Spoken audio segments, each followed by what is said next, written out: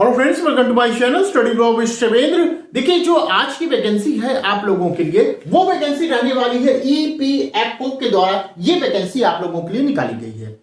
इस वैकेंसी में क्या खास बात है, आप क्यों इस वैकेंसी के लिए फॉर्म को भरेंगे? इसलिए भरेंगे क्योंकि ये फ्रेशर्स की जॉब है और जिन्होंने एलएलबी अभी अभी किया है उनके लिए तो ये गोल्डन अपॉर्चुनिटी है। क्यों है ऐसा? ऐसा इसलिए है कि यहां पर आपसे कोई भी एक्सपीरियंस नहीं मांगा जा रहा है और कोई भी आपका एग्जाम नहीं है। मजे की बात यही है कि कोई भी एग्जाम आपसे नहीं लिया जाएगा, ना प्री होगा, ना मेंस होगा, ना इंटरव्यू, कोई भी एग्जाम नहीं होगा। अब मामला फंसता है कि फिर सिलेक्शन कैसे होगा? सिलेक्शन आपका जो मार्कशीट है उस बिहाफ पर आपका सिलेक्शन होगा कि आपने एलएलबी में कितने नंबर पाए हैं, हाई स्कूल में कितना था, इंटर में कितना था। यदि आपने एलएलएम किया है तो आपको वरीयता दी जाएगी, उसमें भी आपका नंबर देखा जाएगा। तो ये सब नंबर पर वेटेज दिया जाएगा, मतलब हाई स्कूल में इतना पाया है तो इतना नंबर दिया जाएगा, इंटर में इतना पाया है तो इतना नंबर दिया जाएगा। इनको मिलाकर अगर आप औरों से बेहतर हैं तो आपको यहां पर सिलेक्ट किया जाएगा। यही क्राइटेरिया यहां पे अपनाया गया है। और सैलरी की बात की जाए तो सैलरी आप देख रहे हैं 65,000 आपकी यहां पर सैलरी रहने वाली है। तो इससे बढ़िया मौका और क्या होगा आप लोगों के लिए, खासकर वो स्टूडेंट जो फ्रेशर हैं और कुछ करना चाहते हैं एलएलबी के बाद, तो उनके लिए तो बहुत ही बढ़िया यहां पर अपॉर्चुनिटी निकली हुई है। अभी मैं इसके बारे में डिटेल में बात करूंगा, उससे पहले मैं क्लास के विषय में बात कर लेता हूं। यदि आपको स्टेट जुडिशरी की प्रिपरेशन कर रहे हैं और क्लास को ज्वाइन करना चाहते हैं तो आप मेरे बताए गए नंबर पे कॉल या व्हाट्सएप के माध्यम से क्लास को ज्वाइन कर सकते हैं। साथ ही साथ ये हमारा टेलीग्राम ग्रुप है शिवेंद्र लॉ स्टडी के नाम से, इसको भी आप ज्वाइन कर सकते हैं। अभी मैं जो 3 नए एक्ट हैं वो मैं पढ़ा रहा हूं, उसमें से 2 एक्ट आपके बीएसए और बीएनएसएस ये आपके कंप्लीट हो गए। बीएनएस मैं पढ़ा रहा हूं, तो यदि क्लास ज्वाइन करना होगा तो आप कॉल करके क्लास को ज्वाइन कर सकते हैं। ठीक है, चलिए अब बात करते हैं वैकेंसी के बारे में। ये वैकेंसी आखिर है कहां? ये देखिए, ये आपकी एम्प्लॉयज प्रोविडेंट फंड ऑर्गेनाइजेशन के द्वारा ये वैकेंसी निकाली गई है, जिसे हम शॉर्ट फॉर्म में क्या कहते हैं, ईपीएफओ। ठीक है, किसके नाम से जानते हैं? ईपीएफओ के नाम से हम इस वैकेंसी को जानते हैं। ठीक है, अब ये जो है हिंदी में कहा जाए तो श्रम एवं रोजगार मंत्रालय भारत सरकार के द्वारा ये वैकेंसी निकाली गई है। ये किसके लिए है? आप ये देख रहे हैं, यंग प्रोफेशनल्स के लिए ये वैकेंसी निकाली गई है। क्लियर? किसके लिए? यंग प्रोफेशनल के लिए। और जो वैकेंसी रहने वाली है वो आपकी कॉन्ट्रैक्ट बेसिक्स आपकी जॉब यहां पे रहने वाली है। कैसी है? कॉन्ट्रैक्ट बेस पे आपकी ये जॉब रहने वाली है। आगे चलते हैं, इसमें क्या मांगा गया है उसको देख लेते हैं। जो इंपॉर्टेंट चीजें हैं मैं यहां पर आपको मेंशन कर दूंगा। देखिए, अगर हम एज की बात करें कि एज कितने साल तक के लोग इस फॉर्म को भर सकते हैं, तो मैक्सिमम जो एज मांगी गई है वो 32 इयर्स मांगी गई है। ये ध्यान रखिएगा, कितनी है? 32 इयर्स यहां पर मैक्सिमम एज रहने वाली है। अब जनरल एसेंशियल आपके स्किल्स, आपके पास जो स्किल्स है वो क्या रहनी चाहिए? तो यहां पे कहा गया है understanding of law and litigation system, आपको इसके बारे में थोड़ी बहुत जानकारी होनी चाहिए। साथ ही साथ understanding of the EPF and MP act 1952, establishment rules and insolvency and bankruptcy code of India 2016, इनकी भी आपको थोड़ी बहुत नॉलेज हो। थर्ड, एनालिटिकल एबिलिटी की नॉलेज होनी चाहिए। Knowledge of information technology tools की आपको नॉलेज होनी चाहिए। एप्टीट्यूड फॉर रिसर्च, इसके बारे में जानना होगा आपको। Oral and written communication skills and last में जजमेंट एंड इंटरपर्सनल स्किल्स के बारे में भी आपको जानकारी होनी चाहिए। तो ये इतनी चीजें जो यहां पर लिखी गई हैं, इनके बारे में भी आपको जानकारी होनी चाहिए। ठीक है, अब आगे चलते हैं। अब देखिए, जो एजुकेशनल आपका क्वालिफिकेशन है, आपसे क्या मांगा गया है, जो क्वालिफिकेशन है, आपका योग्यता आपके पास क्या होनी चाहिए, इसके विषय में बता रहे हैं। हमारी जो वैकेंसी है, वैकेंसी का नाम क्या है याद रखिएगा, यंग प्रोफेशनल लॉ की आपकी ये वैकेंसी है। आपके पास योग्यता के रूप में क्या होना चाहिए? तो कहा गया एलएलबी की डिग्री आपके पास होनी चाहिए। साथ ही साथ वो स्टूडेंट भी इस फॉर्म को भर सकते हैं जिन्होंने बीए एलएलबी किया है। एलएलबी किया है तो भी भर सकते हैं, बीएलएलबी किया है तो भी भर सकते हैं। लेकिन यहां ध्यान रखिएगा, डिजायरेबल कैंडिडेट इनके नजर में कौन होंगे? वो होंगे जिन्होंने एलएलएम किया है। या एलएलएम के साथ और क्या किया है, या तो पीएचडी किया है, तो उनको प्रेफरेंस ज्यादा दिया जाएगा। ऐसा नहीं है कि एलएलबी वाले नहीं भर सकते, बिल्कुल भर सकते हैं। एलएलबी जिन्होंने पास आउट किया है वो इस फॉर्म को भर सकते हैं, बिल्कुल। लेकिन जिसको प्रेफरेंस दिया जाएगा उसकी मैं बात कर रहा हूं, तो जिन्होंने एलएलएम किया है या पीएचडी किया है उनको यहां पर प्रेफरेंस ज्यादा दिया जाएगा, ठीक है। वरीयता या हम कहें महत्व उनको ज्यादा मिलेगा, ठीक है।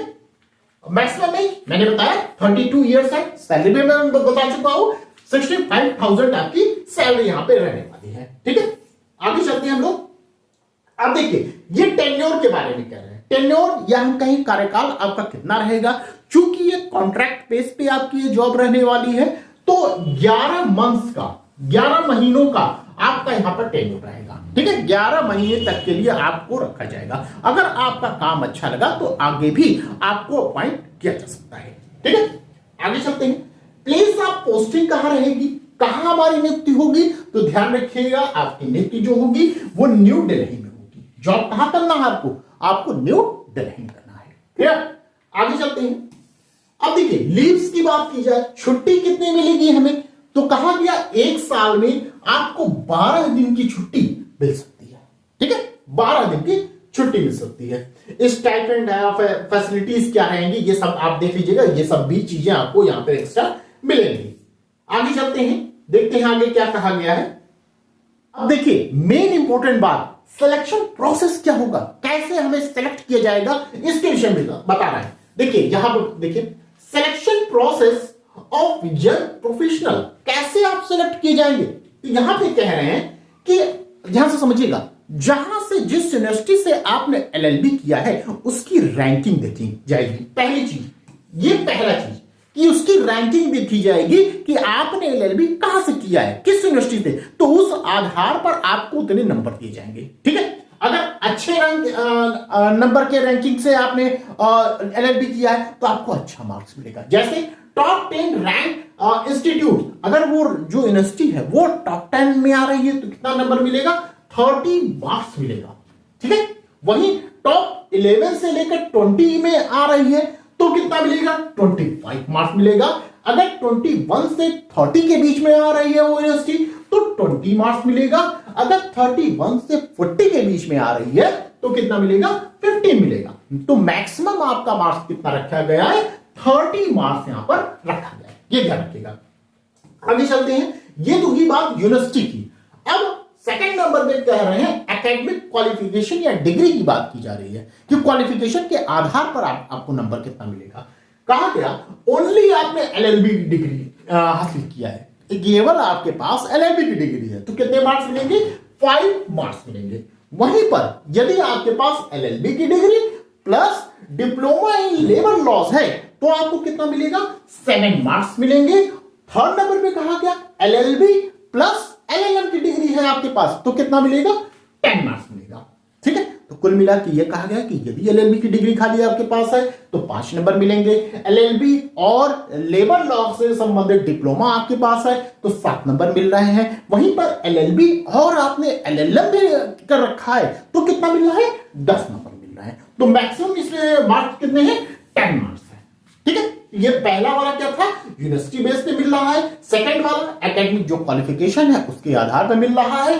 अब थर्ड देखिए, थर्ड में कहा जा रहा है कि एकेडमिक परफॉर्मेंस, आपका परफॉर्मेंस कैसा था, ठीक है, हाई स्कूल इंटर इन सब में, उस आधार पर यहां पे नंबर देखने को आपको मिलेगा।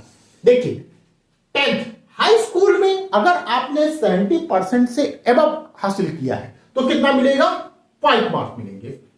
वहीं पर यदि आपने 60 से 70% के बीच में हासिल किया, कहां, हाई स्कूल में, तो 4 नंबर मिलेंगे। वहीं पर 45% से 60% के बीच में है आप तो कितना मिलेगा, 3 नंबर मिलेगा, ठीक है। अब आइए इंटरमीडिएट, इंटर की बात करते हैं। अगर आपने 70% से एबव हासिल किया है तो 5 नंबर मिलेगा। 60 से 70% के बीच में अगर आप रहे हैं तो 4 नंबर मिलेगा। अगर आप 45% से 60% के बीच में रहे हैं तो 3 नंबर मिलेगा। वहीं पर यदि आपने एलएलबी किया है या बीए एलएलबी किया है और उसमें 70% से अब आपने हासिल किया तो 15 मार्क्स मिलेंगे, 15 नंबर मिलेंगे, ध्यान रखिएगा। वहीं पर अगर 60% से 70% के बीच में आए आप तो 12 नंबर मिलेंगे, 12 नंबर मिलेंगे। वहीं 45 से 60% के बीच में आप हैं तो 9 नंबर आपको मिलेगा। क्लियर? अब आपने यदि एलएलएम कर रखा है तो कितना मिलेगा? 15 मार्क्स मिलेंगे एलएलएम के। वहीं 60% से 70% अगर आपने कर रखा है तो 12 नंबर मिलेंगे। वहीं 45 से 60% आपके पास है तो कितने मिलेंगे? 9 नंबर मिलेंगे। ठीक है, तो ये टोटल आपका इतना बताया दिया गया है। अब मैक्सिमम जो नंबर इसमें दिया जा रहा है कितना है? ये आपका 40 है। ठीक है, आगे चलते हैं। अब आपका 5th पॉइंट आइए, वर्क एक्सपीरियंस की बात की जा रही है। घबराइए नहीं, एलएलबी वाले घबराए ना, एलएलबी वाले भी बढ़ सकते हैं जो फ्रेशर है। ध्यान रखिएगा, जरूरी नहीं है कि आपके पास वर्क एक्सपीरियंस हो, लेकिन यदि आपके पास वर्क एक्सपीरियंस है तो आपको नंबर मिल रहे हैं ज्यादा, आप औरों से बेहतर होंगे। ठीक है, उनकी नजर में। देखिए, पहला कहा जा रहा है मोर देन 2 इयर्स। अगर आपके पास वर्क एक्सपीरियंस है तो कितना मिलेगा? 20 मार्क्स मिलेगा। ठीक है, वही मोर देन 1 ईयर आपने कहीं काम किया, एक्सपीरियंस है, तो कितना मिलेगा? 15 मार्क्स मिलेगा। तो मैक्सिमम आपके पास मार्क्स कितने हैं? 20 मार्क्स। ठीक है, नेक्स्ट है इसी में इंटर्नशिप के विषय में कहा जा रहा है कि यदि आपने इंटर्नशिप 6 महीने से 1 साल तक किया है तो आपको 10 मार्क्स मिलेगा। वहीं 3 महीने से 6 महीने तक आपने किया है तो 8 नंबर मिलेंगे। वहीं लेस देन 3 मंथ्स किया है तो कितने मिलेंगे? 6 मार्क्स मिलेंगे। वहीं अगर आपने कुछ नहीं किया है तो कुछ नहीं मिलेगा। ठीक है, नील है तो 0 मार्क्स मिलेगा। क्लियर? तो टोटल अगर हम मार्क्स की बात कर ले तो कितना है? 100 मार्क्स में आपको ये सब चीजें देखने को मिलेंगी। तो जो सिलेक्शन प्रोसेस है वो क्या है आपका? सिलेक्शन प्रोसेस यही आपका, ध्यान दीजिएगा, पहला आपका यूनिवर्सिटी देखा जाएगा, सेकंड आपका एकेडमिक क्वालिफिकेशन देखा जाएगा, थर्ड नंबर पर एकेडमिक परफॉर्मेंस देखा जाएगा, कैसा आपका परफॉर्मेंस है, हाई स्कूल, इंटर, एलएलबी या बीएलएलबी में आपने कितने नंबर पाए हैं उसी आधार पर आपको मार्क्स मिलेंगे।